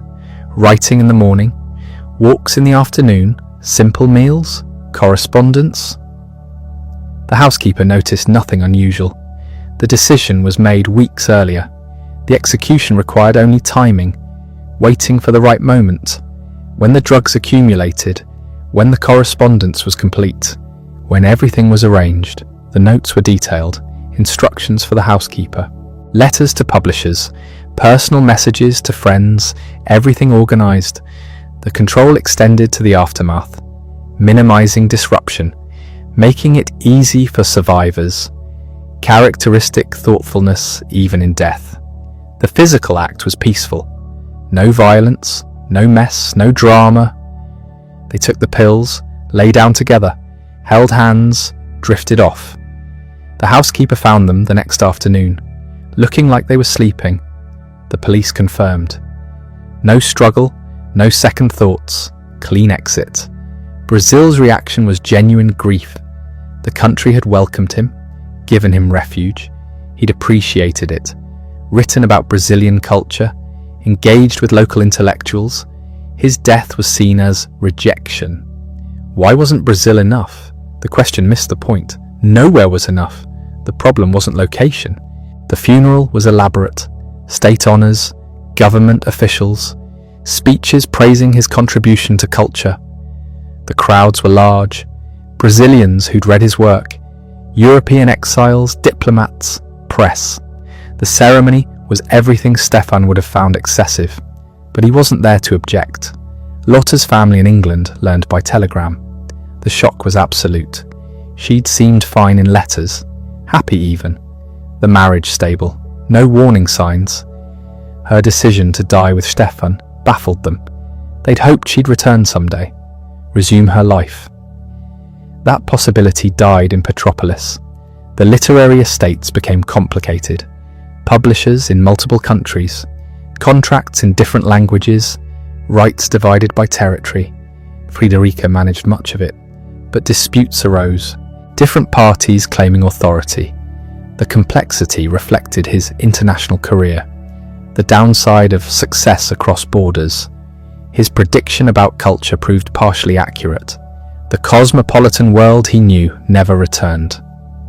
Nationalism intensified after the war. Languages divided more than united. Translation became professional industry, not friendly exchange. The spontaneous international community of artists fractured into national literatures with occasional contact, but he underestimated resilience. Culture survived. Changed, yes. Scarred, absolutely. But alive. Younger writers found new forms, new languages for new realities. The tradition continued, even if it looked different. Stefan couldn't see this. His vision was backward-looking. The future held nothing he wanted. His legacy is preservation. The world of yesterday preserves a moment, a way of life, a set of values. Whether you admire or critique that world, Stefan captured it, made it available to people who never experienced it. That's worth something. The suicide remains controversial, always will be. Some see tragedy, others see choice. The debate says more about the debaters than about Stefan. We project our fears and values onto his decision, make him symbol of whatever we're arguing about. But Stefan was a person, specific, individual. His reasons were his own, complex, personal, mixing depression and clarity, exhaustion and principle. We can analyze, we cannot fully understand. The interior life remains private, even when documented. The posthumous publication of The World of Yesterday in 1942 ensured Stefan's voice outlasted him. The manuscript reached publishers in multiple countries. English, German, Swedish editions appeared within months. Reviews were reverent. The timing was perfect, if grim. Written by a man who chose death over witnessing more destruction. That context shaped reception. Readers approached it as final testament. The prose was elegiac, melancholic, precise. Stefan's style at its peak. Decades of craft refined into clear sentences. No wasted words, every paragraph carrying weight. The structure moved chronologically through his life, but the real subject was civilization itself. How it rose, flourished, then collapsed. Personal memoir became cultural history. His individual experience standing in for an entire generation's trajectory. The book's power lay in specificity, not abstract theorizing about culture. Concrete details. The Viennese coffee house, where writers gathered every afternoon. The train journeys across Europe without passports. The literary friendships spanning countries and languages. The casual multilingualism of educated Europeans. The assumption that progress was inevitable and war obsolete. All of this rendered in precise prose, made tangible, made mournable. Critics praised it immediately, recognized it as essential document. Some quibbled with his politics, his nostalgia, his blindness to social problems beneath the cultural glitter. Fair criticisms. Stefan idealized the pre-war world, ignored poverty, inequality, colonial exploitation that funded European leisure. His perspective was privileged, limited, partial. But the emotional truth remained. Something was lost. Whether that something deserved preservation is a different question. The book became standard text, taught in universities, assigned in history courses, used as primary source for understanding pre-war European culture. Scholars quoted it extensively. Its influence shaped how subsequent generations understood the period. Stefan's version became the version. His emphasis on cultural unity, his mourning for lost cosmopolitanism, his horror at nationalism. These became dominant narratives. Other perspectives existed, of course, but Stefan's reached widest audience. His literary skill made history readable, accessible, moving. That's power. His fiction faded faster than his memoir. The novellas that made him famous in the 20s felt dated by the 50s. The psychological insights seemed obvious. The prose too polished, the situations contrived. Literary taste shifted. Modernism valued experimentation over craft, fragmentation over smoothness, difficulty over accessibility. Stefan's work was too readable, too elegant. That became liability. By the 70s, he was remembered primarily for the memoir, the stories forgotten. Chess Story survived longest. Its claustrophobic intensity, its examination of psychological torture under totalitarianism, gave it relevance. Schools assigned it. Short enough for curriculum, serious enough for literature class. The others drifted from print. Used bookstores filled with yellowing copies. But reputations cycle.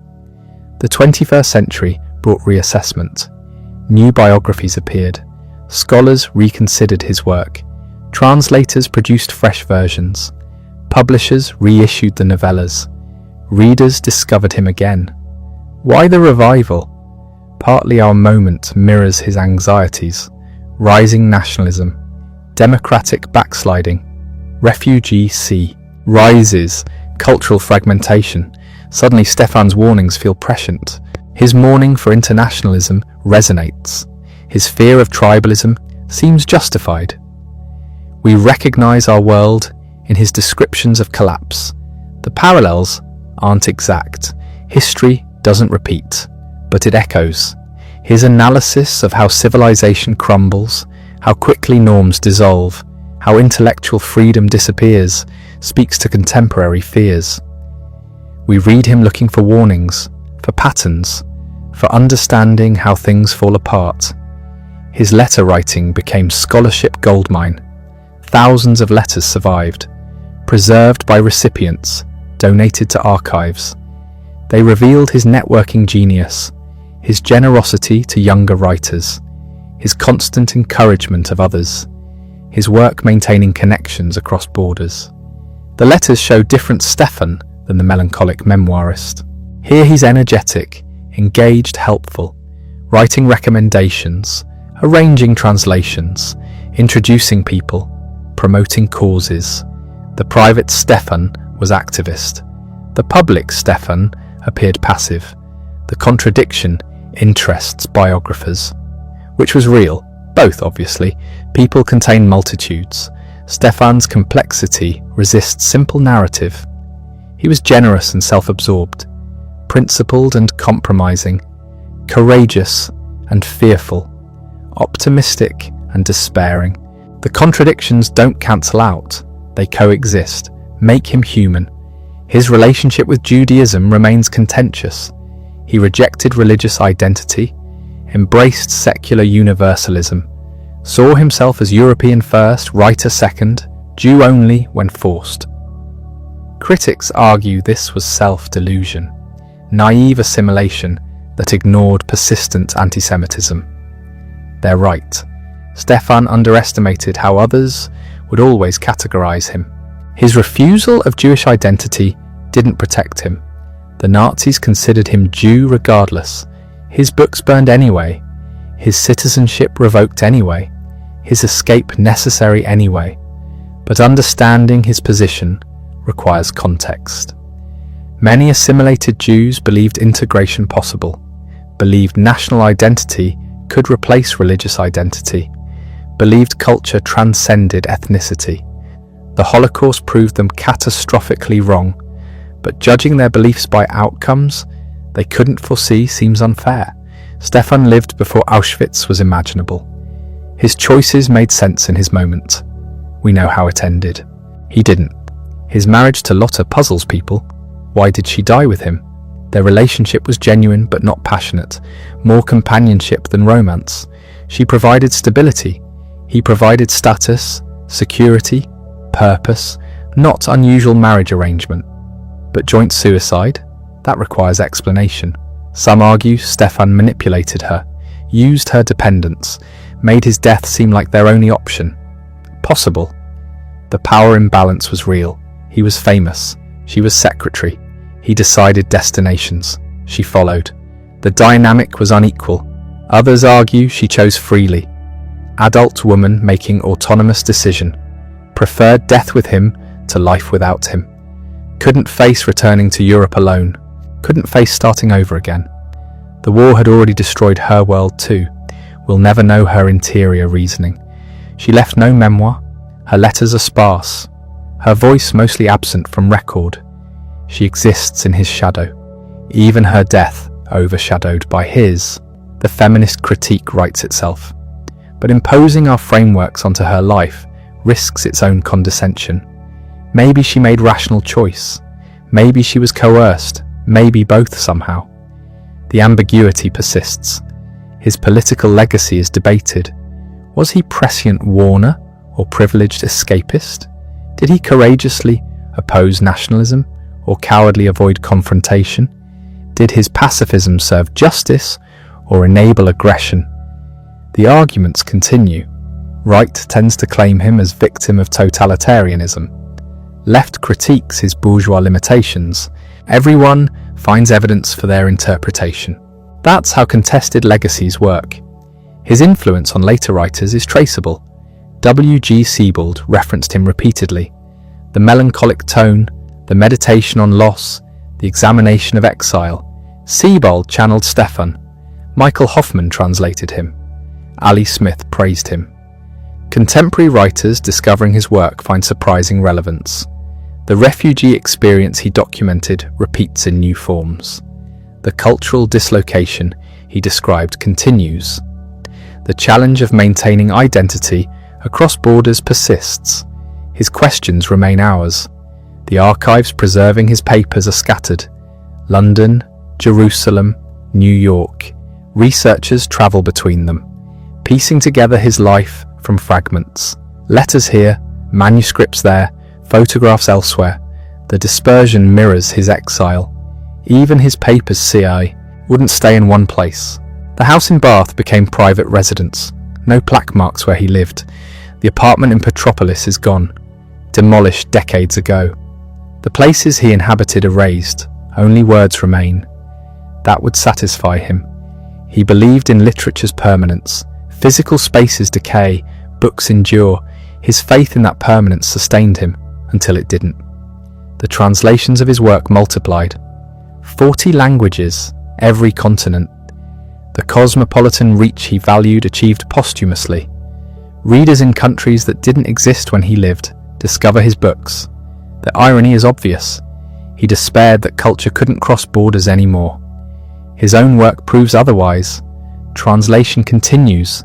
Literature circulates. The networks rebuild differently than before, but they rebuild.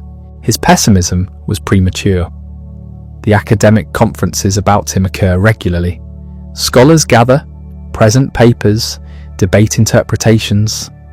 The apparatus of literary study applied to his corpus. He'd find it amusing. He avoided academic language, wrote for general readers. Now professors pass his sentences, theorize his methods, contextualize his politics. That's fame's aftermath. Your work becomes material for others' careers. The tourist industry in Vienna sells Stefan Zweig walking tours. Visit the coffee houses he frequented. See the streets he walked. Stand where he stood. The commodification of nostalgia, selling experience of lost world through sites associated with man who mourned that loss. The irony is thick, but tourists enjoy it, snap photos, feel connected to history. The walking tour becomes its own kind of memory, artificial but meaningful to participants. His influence on Holocaust studies is indirect but real. The world of yesterday provides pre-war context, shows what was lost, not just lives but entire civilization, the cultural texture of European Jewish life before destruction. His memoir is assigned alongside survivor testimonies, provides before to thereafter, makes the rupture visible. The younger generations encounter him differently than contemporaries did. No personal memory of pre-war world, no nostalgia for vanished Europe. They read him as historical document, window into past. The emotional resonance shifts, less mourning, more curiosity. What was it like? His answer, glorious and doomed, both simultaneously. The psychological insight in his fiction still impresses. His understanding of obsession, isolation, desire, fear. The interior lives he depicted feel accurate. Human nature doesn't change completely. His characters' struggles remain recognizable. We feel what they feel. That's craft, making century-old stories emotionally immediate. The debate about whether he was right to die will never resolve. Each person decides based on their values. What matters more? Survival or autonomy? Living or choosing when to stop? Physical continuation or psychological integrity?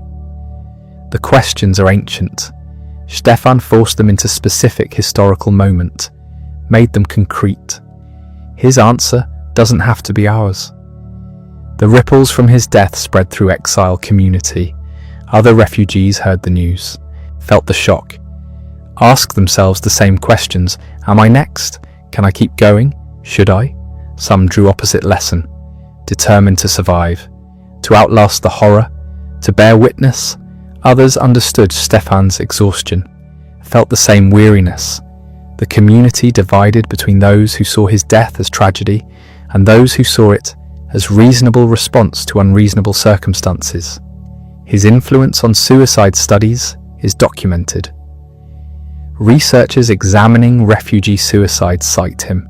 The profile fits patterns: elderly, displaced, depressed, loss of status and purpose. The clinical analysis explains some things, not everything. Statistics describe populations.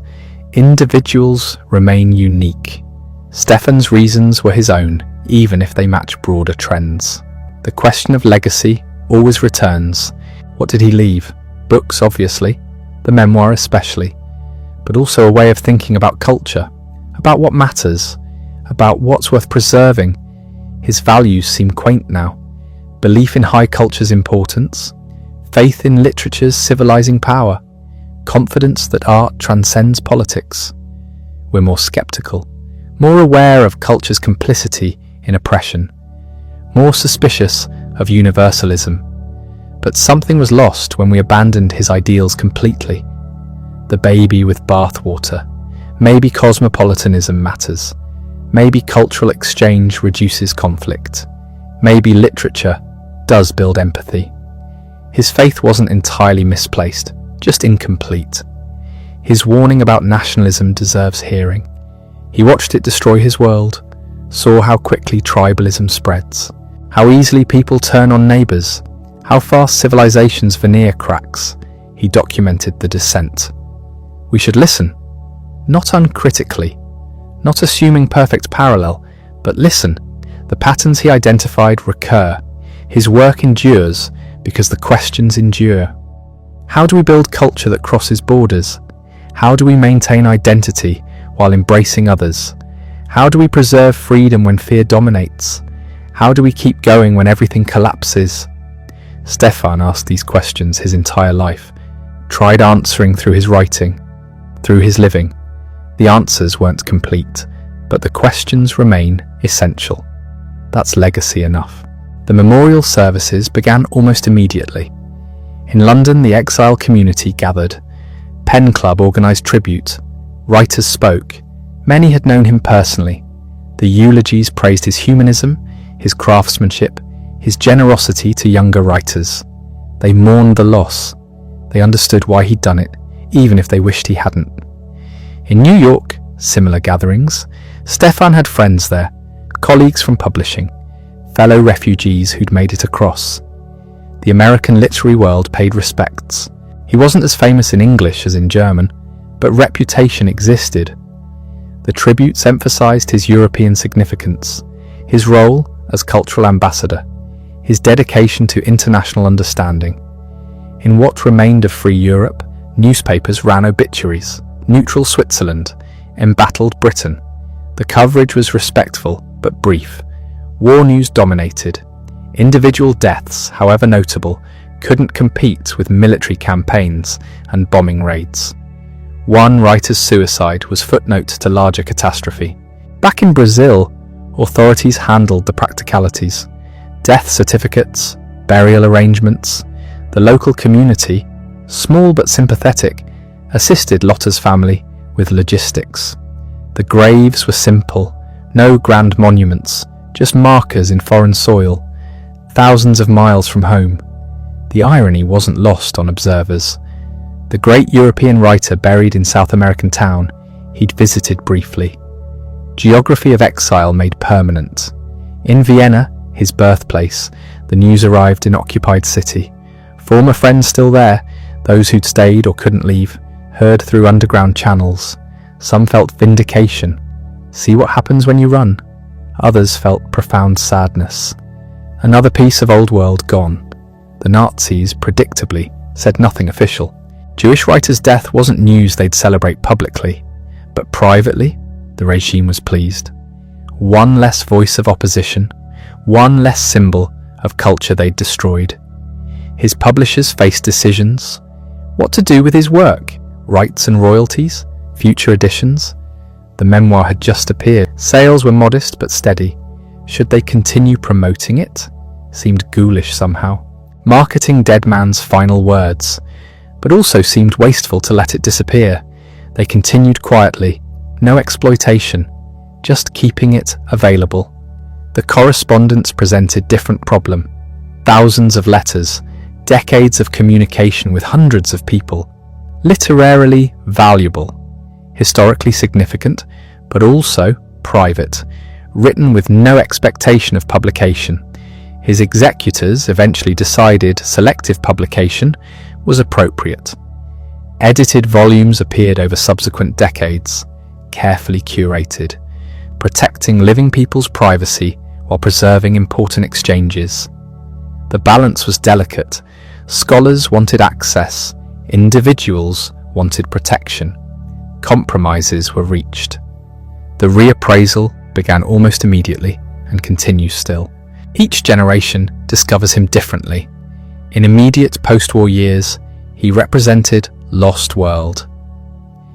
Readers mourned that world through his writing, nostalgia-coloured reception. By the 60s, new questions emerged. Had that world deserved saving? Wasn't it complicit in colonialism, in class oppression, in structures that enabled fascism? His idealization of pre-war culture seemed naive. Critics pointed out blindnesses, his privilege, his limited awareness of systemic injustice, his focus on high culture while ignoring masses, valid criticisms. His perspective was narrow in some ways, product of his class and era. But dismissing him entirely because of limitations throws away genuine insights.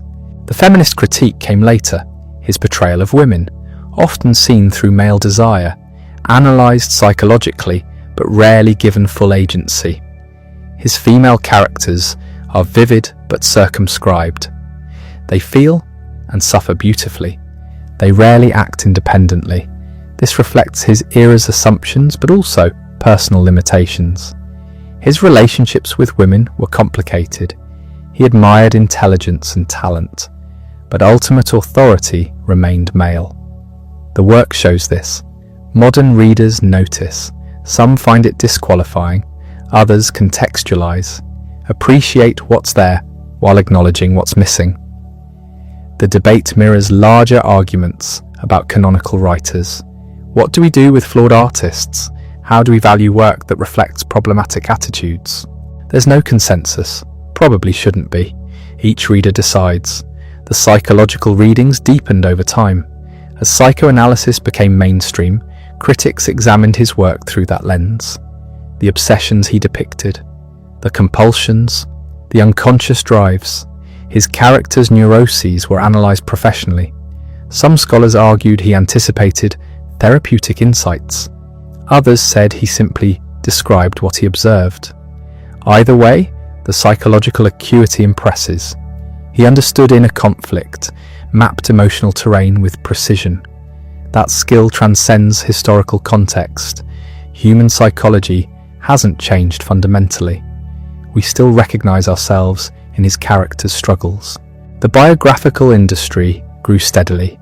First wave came from people who'd known him. Memoirs by friends, recollections by colleagues. These provided personal glimpses, anecdotes and impressions, valuable but subjective. Second wave was professional biographies, researchers accessing archives, interviewing survivors, building comprehensive narratives. These gave fuller picture, documented life in detail, analysed work systematically. Third wave, current era, benefits from hindsight. Can place him in broader contexts, connect to larger patterns, see what contemporaries couldn't. Each wave adds layers, none captures everything. Biography is always incomplete, subject too complex, sources too limited, biographer's perspective too particular, but accumulation approaches understanding. We know him better now than his contemporaries did in some ways, worse in others. We have archives, they had presence, the translation projects expanded his reach. During lifetime, he was translated widely, but not completely. Many works remained German only. After death, systematic efforts began. Publishers commissioned new translations, updated old ones, made entire corpus available in major languages. English translations improved especially. Early versions were workmanlike but uninspired. Later translators, more skilled, captured his style better. The elegance, the precision, the particular rhythm of his prose. Good translation made difference. New readers discovered him, appreciated qualities that earlier translations had obscured. The process continues. Lesser-known works still being translated, each new version potentially finding new audience. The adaptations multiplied. Film and television discovered his stories. The novellas especially.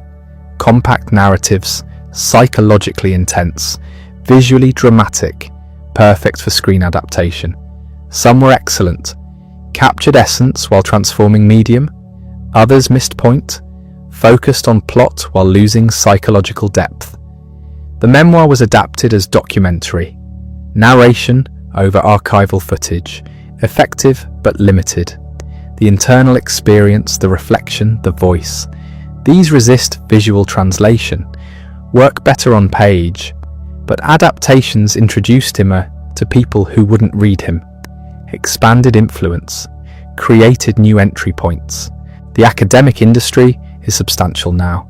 University courses, scholarly journals, international conferences, PhD dissertations, the apparatus of literary study. Some of this is valuable. Close reading reveals patterns. Historical research provides context. Theoretical analysis opens new perspectives. Some is pointless.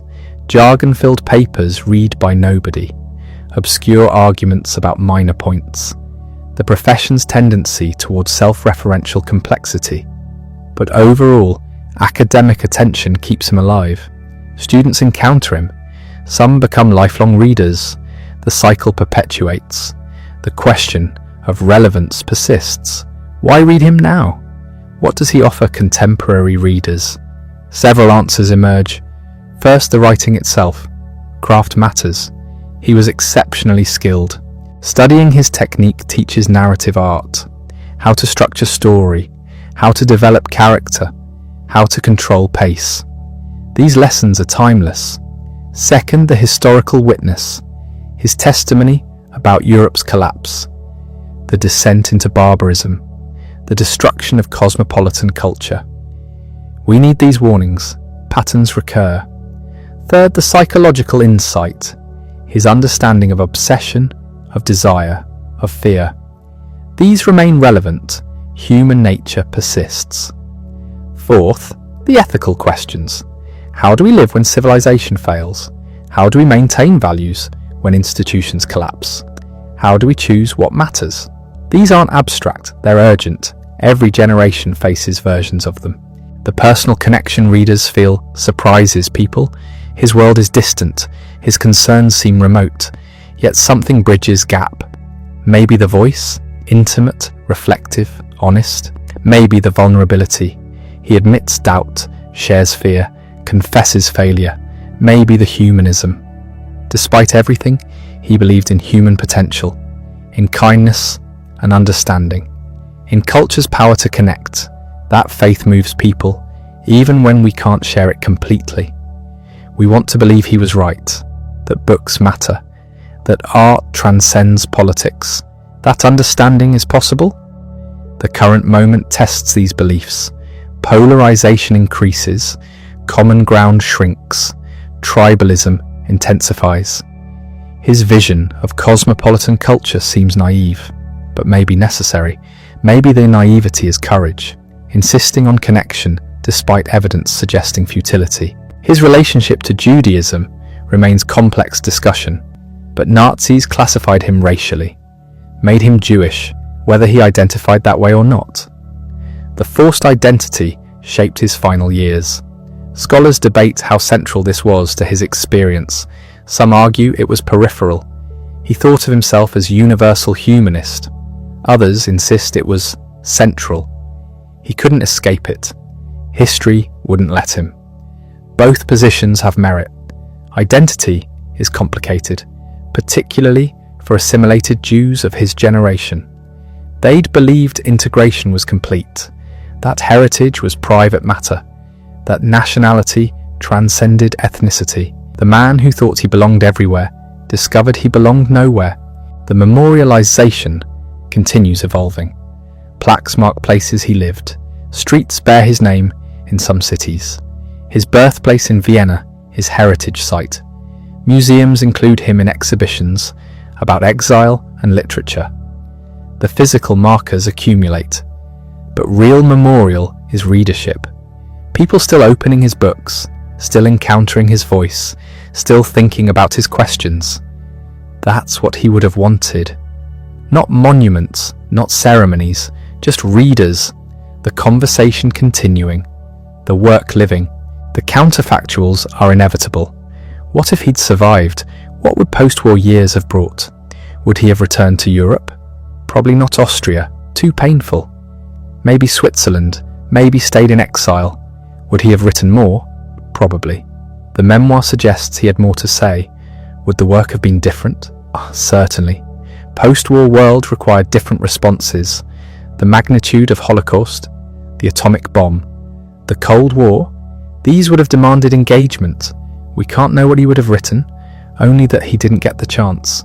The final assessment remains impossible. Too soon still. Too close. Literary reputations take centuries to settle. He's been dead 80 years. That's nothing in literature's time span. Shakespeare's been dead 400 years. Still argued about. Dante, 700. Plato, 2000. The arguments never end. That's how it should be. Living literature provokes continuous debate. If everyone agreed, the work would be dead. Stefan provokes disagreement about his politics, his aesthetics, his choices, his legacy. That's vitality. The conversation continues because the questions remain open.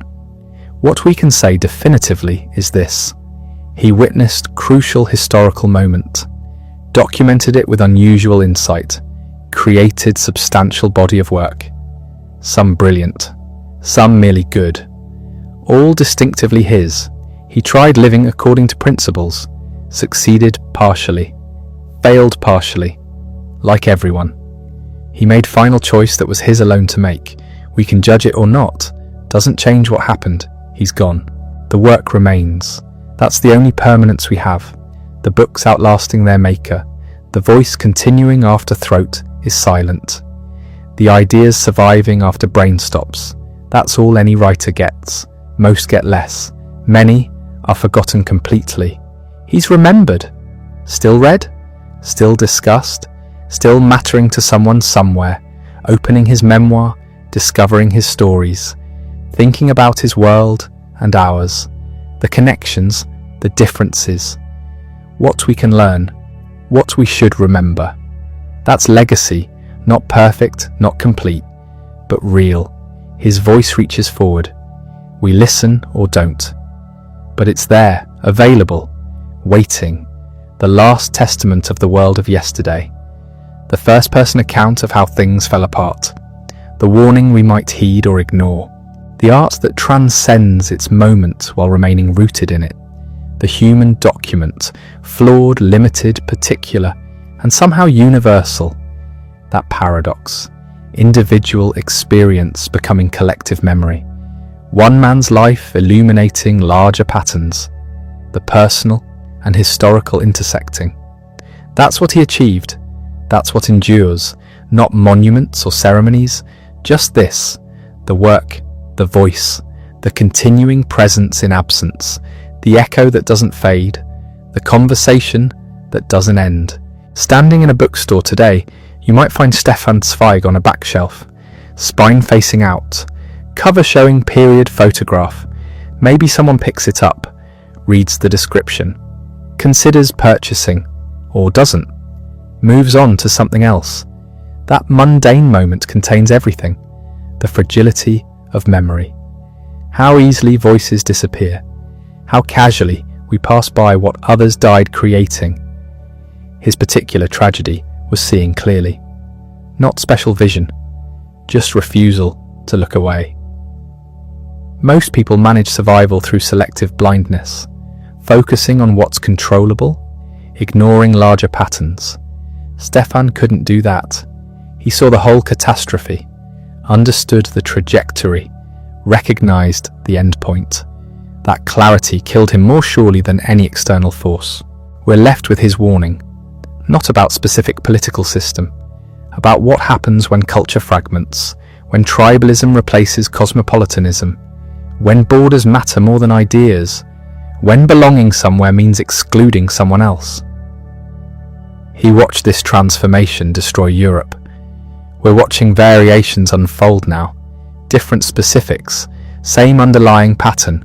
The center cannot hold, things fall apart, the ceremony of innocence is drowned. Yeats wrote that. Stefan lived it. The question he forces on us isn't whether he was right to die. That's his business. Ours is whether he was right about culture. Does it matter? Can literature cross borders? Can art build understanding? Can we maintain shared humanity when everything pushes toward division? He believed yes, then stopped believing, then died. We inherit the question without the answer. His books sit on shelves. Digital files on servers, words preserved in amber, accessible, but not necessarily accessed. The survival is mechanical.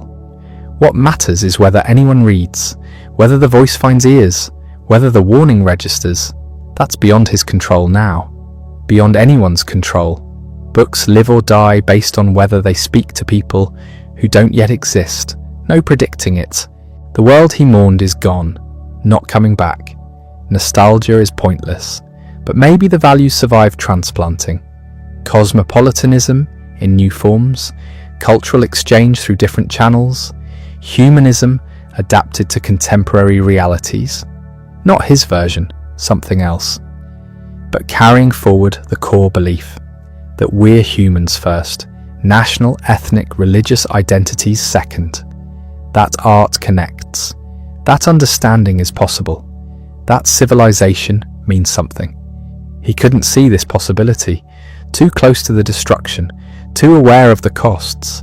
We have distance, can see what emerged from ruins. Imperfect, certainly. Compromised, absolutely. But something, not nothing. The complete erasure he feared didn't happen. Culture adapted, survived in altered forms. Maybe that vindicates him. Maybe it proves him wrong. Probably both. His physical presence is gone. The voice in recordings, unfamiliar to most. The photographs, period pieces. The handwriting in archives, studied by specialists. The man himself, irretrievable. Lost to time like everyone eventually. What remains is mediated, filtered through text, through interpretation, through our needs and questions. We make him relevant or don't. The choice is ours. Walking through Vienna today, you can follow his path. The Ring Boulevard still circles Old City. Coffee houses still serve. Opera House still stands. But it's museum now. Performance of past. Tourists photographing what was. The living culture he knew is gone. Replaced by something else. Better or worse depends who you ask. Different, certainly. His Vienna exists only in descriptions, in photographs, in memory becoming mythology. Brazil's mountains still rise above Petropolis. The cemetery still contains his grave. Visitors still come occasionally, stand quietly, take photographs, read the inscription.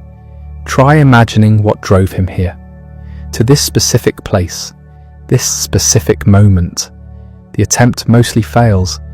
Interior experience resists reconstruction. We project our understanding onto his silence, fill gaps with speculation, create narratives that satisfy us. Whether they are accurate is unknowable. The archive keeps growing. New letters surface. Documents emerge from private collections. Scholars discover connections. Each edition changes picture slightly.